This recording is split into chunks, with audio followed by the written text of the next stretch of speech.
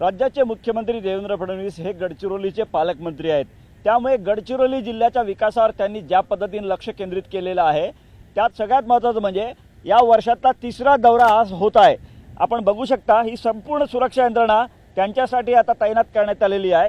या ठिकाणी कोनसरीमध्ये एकात्मिक पोलाद प्रकल्पाचं भूमिपूजन मुख्यमंत्री देवेंद्र फडणवीस यांच्या हस्ते होणार आहे आणि त्यासाठी ही संपूर्ण तयारी करण्यात आलेली आहे। या ठिकाणी C60 चे जवान चारी बाजूला तैनात आहेत, बॉम्ब स्क्वॉड पथक आहे, एकूणच संपूर्ण जवान आहेत, वरिष्ठ पोलीस अधिकारी आहे। त्यामुळे सुरक्षेचा कुठलाही यात त्रुटी राहू नये या दृष्टीने काळजी घेतली जात आहे।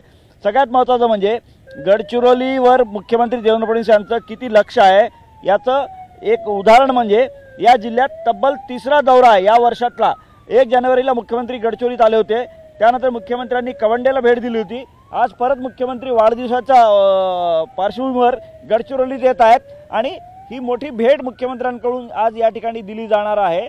ज्या पद्धतीने या संपूर्ण प्रकल्पाचं भूमिपूजन आता होणार आहे, हा प्रकल्प गडचिरोलीसाठी मील का पत्थर ठरेल अशी एक चर्चा आहे। स्टील हब गडचिरोलीला बनवण्याच्या दृष्टीने हा जो प्रकल्प आहे याचं भूमिपूजन मुख्यमंत्री देवेंद्र फडणवीस यांच्या हस्ते होणार आहे। कारण 2017 मध्ये याच ठिकाणी देवेंद्र फडणवीस यांनी भूमिपूजन केलं होतं। आता हा प्रकल्प उभा राहिलेला आपल्याला पाहायला मिळून येत आहे। व्हिडिओ जर्नलिस्ट प्रशांत मोहितेसह महेश तिवारी, न्यूज 18 लोकमत, गडचिरोली।